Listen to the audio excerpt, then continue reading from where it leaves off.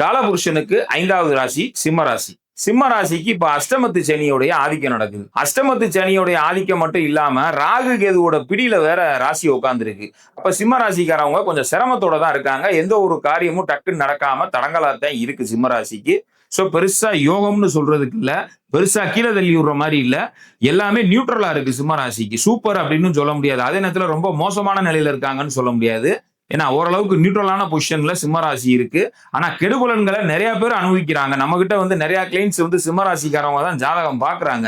Sir time சரியில்லை sir, ரொம்ப மன உளைச்சல்ல இருக்கேன், ஃபேமிலி ரீதியா சில பிரச்சனைகளை சந்திக்கிறாங்க, சிலர் பொருளாதார பிரச்சனையில இருக்காங்க, கடன் பிரச்சனையில, இப்படி நிறைய கிளைண்ட்ஸ் வந்து என்கிட்ட சிம்ம ராசிக்காரவங்க தான் பாக்குறாங்க. அப்ப அவங்களுக்கு அஷ்டமத்து சனியோட ஆதிக்கம் இருக்கிறதுனால சில தொந்தரவுகள் இருக்கு. ஜூன் மாசத்துக்கு பிறகு குருவின் பார்வை அஷ்டமத்து சனி மேல பதியும் போது ஓரளவுக்கு அந்த அஷ்டமத்து சனியுடைய வேகம் கட்டுப்படும். பட் இருந்தாலும் இந்த பிப்ரவரி மாசம் ராசி நாதனே போய் கிரகணமாயி ராகு கேதுவோட சம்பந்தப்படுறதுனால பிப்ரவரி மாசம் வந்து மத்தியமமான மாசமா தான் இருக்கு. கால பைரவரை ஞாயிற்றுக்கிழமை சாயங்காலம் 4 to 6 ராகு காலத்துல மிளகு தீபம் போட்டு வழிபடுவது கால சிறப்பு. 27 மிளகு அல்லது 54 மிளகு ஒரு சிவப்பு காடா துணியில கட்டி ஞாயிற்றுக்கிழமை சாயங்காலம் 4 to 6 ராகு காலத்துல சிவன் கோயில்ல இருக்கிற பைரவரா இருந்தாலும் சரி, தனிச்ச பைரவர் கோயில்ல இருக்கிற பைரவரா இருந்தாலும் சரி, பைரவருக்கு கால பைரவருக்கு விடாம தீபம் போட்டு மிளகு தீபம் போட்டு வழிபாடு செய்வது ஓரளவுக்கு அஷ்டமத்து சனியோட வேகத்தை குறைக்கும். ராசி நாதனும் பங்கப்பட்டிருக்கிறதுனால முக்கியமான முடிவுகள் வந்து இந்த மாசம் சிம்ம ராசிக்காரவங்க எடுக்காம இருக்கிறது சிறப்பு.